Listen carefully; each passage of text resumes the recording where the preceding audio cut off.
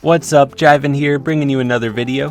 Today I'm going to be talking about the new shotgun, the lever Shotty. I'll give you my thoughts on the new Shotty and how I use it. I've been using it non-stop just so that I can gain an understanding of how it works and build a playstyle with it. Anytime a new gun comes out in the game, you need to force yourself to use it as much as possible. I know from personal experience, usually it's like, I don't really want to use it right now, I'd rather use guns I'm comfortable with, but using the new guns in the game can definitely help you get better and get ahead of the meta. So let's hop into it. Let's first talk about what my thoughts on this new Shotty is. Personally, it's my new favorite gun in the game.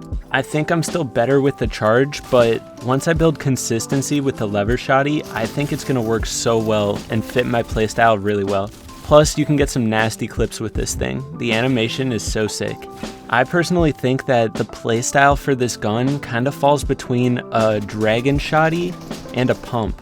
It's like the dragon Shotty in the sense that you need to be up close when taking shots with it. It can do some damage from a distance, but not enough to really be worth it. So when I'm using this gun, I try to piece control my opponent. Once I get them piece controlled, I try to either make a right hand peek shot or just get in on them and get a really up close shot just like I would with the dragon Shotty. Personally, I've found that aiming at the upper chest area is like the best place to aim. For some reason, it feels like headshots with it are really inconsistent, but if you hit a nice body shot, it does a good amount of damage. So kind of aim for the upper chest to head area. With a pump, you'd need to aim at the head to get like that 200 hit, but with this gun, because of all the shotgun pellets, I feel like aiming at the body makes more of the pellets hit and does more damage. As you can see, when I'm using this gun, I try to move really fast. I try to stay out of sight and like get right up in their face at moments where they don't expect it. I try to keep moving fast, piece control them, get them stuck, and then surprise them from angles they aren't expecting. I also try to barrel stuff them, and then as soon as I get that big hit from the barrel stuff, I switch to an AR and just spray at them. I need to emphasize this though, you obviously shouldn't run right up into their face if they're like charging a Shotty at you. You need to make sure that you're moving fast enough that they can't keep track of you. If you get them full boxed and they have nowhere to go, yeah, you should probably set up peeks from the outside instead of running in at them, just because that's free damage and you don't need to risk taking any damage. But say you piece control them, but they still have exit points, run at them when they're trying to exit, you know? Surprise them before they can actually escape. But you need to make sure when you are trying to barrel stuff them, you have exit points. Say I run into their box and I miss my shot, you need to make sure you have a quick exit point. That way, if you're way behind in the 50-50, like they're up a lot of damage, you may need to get out of there, so you need to know your exit points if you're going to charge in at them. This gun combines so well with a SCAR or like a P90, because it can deliver a big hit just like the dragon Shotty, and then switching to a SCAR and then spraying for a bit is super OP. And if your first Shotty shot doesn't hit that hard, you can hit them a few times with the SCAR and then switch back to the Shotty, and it has a really quick pullout time so you can get another big shot on them really fast. That's my favorite part about this gun, is the fact that it pulls out so fast and you can shoot it quick, unlike the charge. Something that I've noticed is if you get somebody full boxed and you're setting up peeks from outside the box, aiming down sights with this gun is pretty valuable.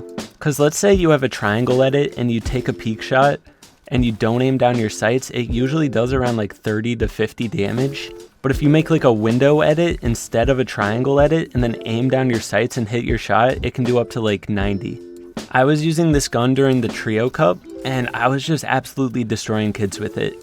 So let me try to explain why I think that is. Basically in trios, there's so much happening and people get split a lot. And because there's so much happening, you know, their awareness isn't perfect. Like in solos, it's easier to track one person, but in trios, tracking 3 people, that's a little harder.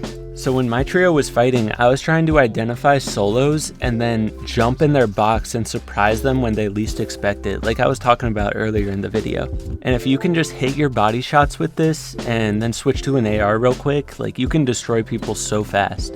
Like you can hit a shot with this gun, switch to an AR and finish them with the AR before they can shoot like 2 tack shots.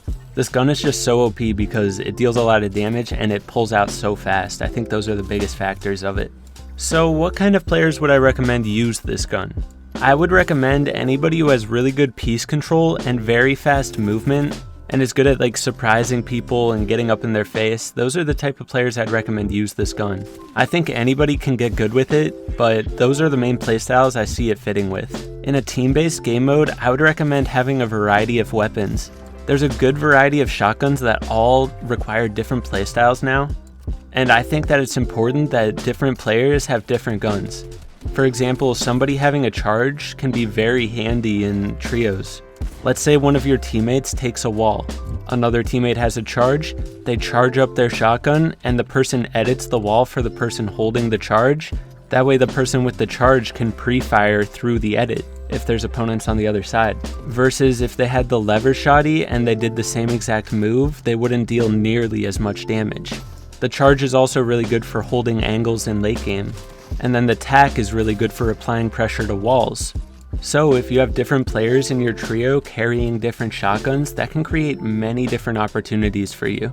You can assign roles to different people based on the shotguns they're carrying, stuff like that. This game is really balanced right now, and it all comes down to playstyles and carrying guns that fit your playstyle and what you're trying to do. I hope this video helps you get on the right track with the new Shotty. Biggest takeaways from this video are move fast and try to get up close with this Shotty, but not too up close to the point where you have no escape if you miss your shot. In trios, if you use this Shotty, have one of your teammates carrying a charge and one of your teammates carrying attack, you'll be a power trio, because each Shotty has a different playstyle and can be used in different situations.